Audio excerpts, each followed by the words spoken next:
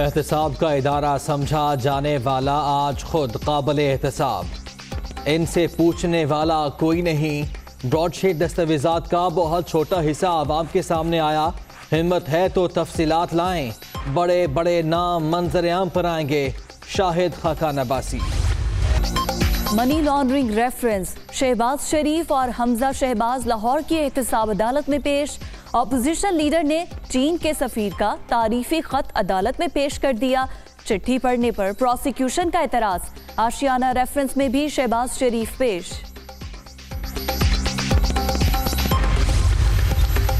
آمدن سے زائد اثاثوں کا کیس، گرفتار خواجہ آصف نے جیل میں سہولیات مانگ لی، گھر کا کھانا، ہیٹر اور طبی سہولیات فراہم کی جائیں۔ بی کلاس لینے کے لیے احتساب عدالت سے رجوع۔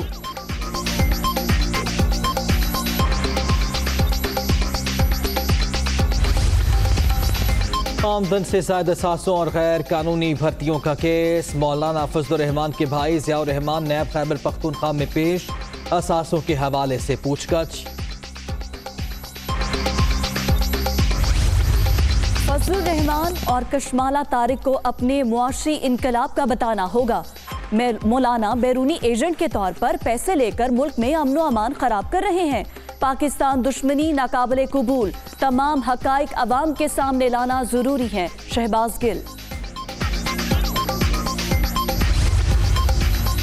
ایک دن عدم اعتماد، دوسرے دن لانگ مارچ، تیسرے دن استعفیٰ، اپوزیشن سیاسی نابالغوں نے یرغمال بنا لی۔ ایک وزیر اعلیٰ کہہ رہا ہے وفاق کو جواب دہی نہیں ہوں، الیکشن اصلاحات کا کہو تو اس پر تیار نہیں، فواد چودھری کا طنز۔ وفاق اور سندھ کے معاملات مزید کشیدہ، کراچی ٹرانسفارمیشن پلان پر تلخی بڑھ گئی، وزیر اعظم سمیت کسی کو جواب دہ نہیں، مراد علی شاہ نے آئین کا حوالہ دے دیا۔ علی زیدی نے وزیر اعلیٰ سندھ کی جواب نہ دینے کی منطق احمقانہ قرار دے دی۔ پی ٹی آئی کے رہنما حلیم عادل شیخ سندھ اسمبلی میں اپوزیشن لیڈر مقرر، سیکرٹری سندھ اسمبلی نے باضابطہ نوٹیفیکیشن جاری کر دیا۔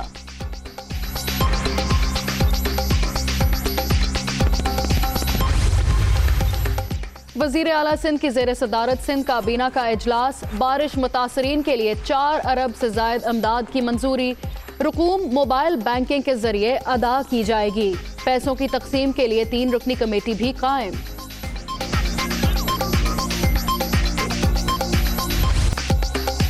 کورونا سے مزید 58 افراد جان سے گئے، اب تک 11,376 اموات، 24 گھنٹے کے دوران 1,873 نئے مریض، مہلک وائرس سے 5,35,914 شہری متاثر، ایکٹیو کیسز کی تعداد 34,412 ہو گئی۔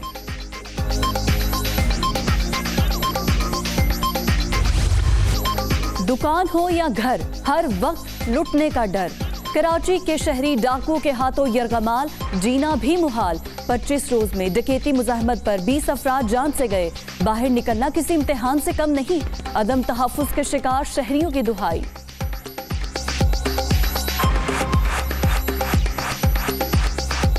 تاجر برادری مر رہی ہے، کاروبار لوگ گھر سے نکلتے ہیں، کوئی تحفظ نہیں ہے، اس پہ تھوڑا سا بالا کام کو جو ہے نا نظر ثانی کرنی چاہیے۔ رنجن میں آپریشن شروع کیا تھا تو امن و امان ہو گیا تھا، اب اس کے بعد سچویشن دوبارہ ویسی ہوتی جا رہی ہے، اور اب مہنگائی اور حالاتوں نے ایسے کام ہو گئے کہ لوگ چوری اور ڈکیتیوں پہ مجبور ہو گئے ہیں۔ ایک تو مہنگائی ہے اور اوپر سے دن دیہڑے کھلے عام ڈکیتی کے وارداتیں اور آدمی کو قتل کرنا، تو یہ بہت بری بات ہے۔ عام آدمی کے لیے جو ہے نا اب تھوڑے سے پیسے لے کے چلنا بھی اس کے لیے عذاب بن گیا ہے۔ اب آج جو واردات ہوئی ہے اسے ہر کسٹمر جو ہے نا وہ سہم گیا ہے کہ یار یہاں ہوا کیا ہے۔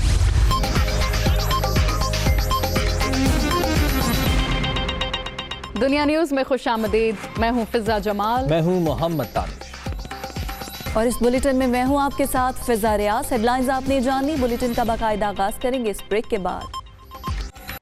بلیٹن کے آغاز میں براہ راست آپ کو لیے چلیں گے اسلام آباد، جہاں chairman NAB justice retired Javed Iqbal صنعتکاروں سے خطاب کر رہے ہیں۔ بنائی جاتی ہے، اب ایک پالیسی کو آپ اعتماد میں لے کر بناتے ہیں۔ ساری زندگی میں نے جس دشت کی سیاحی میں گزاری ہے، اس میں مختلف نوعیت کے مقدمات آتے رہے، مختلف قسم کے تجربات ہوئے، مختلف قسم کے مشاہدات ہوئے، اپنے ملک کو دیکھا، اپنے ملک کی اکانومی کو دیکھا، تو زندگی کے اتنے سال گزارنے کے بعد کیا یہ پاسبل ہے کہ وہ لوگ جو ملک کی معیشت کا ستون ہیں، جن کے دم سے ملک کی معیشت قائم ہے، کہ ان کے خلاف نیب کوئی سٹیپ اٹھائے گا؟ یہ ناممکنات میں سے ہے۔ معیشت مضبوط ہوگی تو ملک مضبوط ہوگا۔ بات یہ ہے کہ اگر آپس آپ نہ ہوتے، یہ پرائیویٹ سلسلہ نہ ہوتا، تو یہ لوگوں کو روزگار میسر کون کرتا؟ گورنمنٹ کی اپنی کیپیسٹی نہیں ہے۔ لاکھوں آدمیوں کو آپ نے روزگار دیا ہے، لاکھوں آدمیوں کی روٹی کا آپ ذریعہ ہیں۔ آپ کی ایکسپورٹ ہوتی ہے تو زر مبادلہ آتا ہے، اور اس زر مبادلے سے ہمارا ملک چلتا ہے۔ تو کیا نیب اتنا ہی معصوم ہے کہ ان کو ان باتوں کا پتہ نہیں ہے کہ وہ ان نیسیسری کوئی رکاوٹ کریٹ کرے؟ آج تک میں یہ دعوے سے کہہ رہا ہوں کہ ہم نے پاکستان کے کسی سرمایہ دار کو یہ نہیں کہا کہ یہ سرمایہ کہاں سے آیا ہے۔ اس کی بنیادی وجہ یہ ہے کہ جہاں سے بھی آیا پاکستان اور پاکستان کے عوام کی بہتری اور مفادات کی نگہداشت اور بہتری کے لیے خرچ ہو رہا ہے۔ تو ہم کیوں پوچھیں گے کہ کہاں سے آیا ہے؟ ہم نے آج تک آپ میں سے اگر کسی صاحب سے پوچھا ہو تو آپ مجھے بتائیں۔ کم از کم میں اپنے ٹینور کی مکمل رسپانسبلٹی سے کہتا ہوں کہ ہم نے کبھی کسی سے یہ نہیں پوچھا کہ آپ یہ پیسہ کہاں سے لائے ہیں، آپ یہ سرمایہ کہاں سے لائے ہیں۔ ایک صورت میں ضرور پوچھا کہ اگر آپ نے منی لانڈرنگ کی، آپ سرمایہ لے کر آئے، بلیک منی کو آپ نے وائٹ کیا، وائٹ کو پھر یہاں سے بھجوا دیا، لوگ اسی طرح محروم رہے، ملک کی معیشت کی زبوں حالی آپ کے سامنے ہے۔ آپ کے علم میں ہے کہ ہمارے ایک ہاتھ میں کشکول ہے اور ہم اربوں ڈالر کے اس وقت مقروض ہیں۔ لیکن میں نے جب اسلام آباد کو دیکھا، ملک کے دوسرے علاقوں کو دیکھا، آپ یقین کریں مجھے کہیں نظر نہیں آیا کہ وہ اربوں ڈالر کہاں خرچ ہوئے ہیں۔ اگر میں نے یا نیب نے خرچ کرنے والے لوگوں سے یہ پوچھ لیا کہ جناب یہ 500 روپے کی جگہ 5 لاکھ کیسے خرچ ہوئے، تو آپ بتائیں اس میں کون سا جرم ہے، اس میں کون سی غلطی ہے، اس میں کون سی زیادتی ہے، اس میں کس کے حقوق غصب ہوئے ہیں؟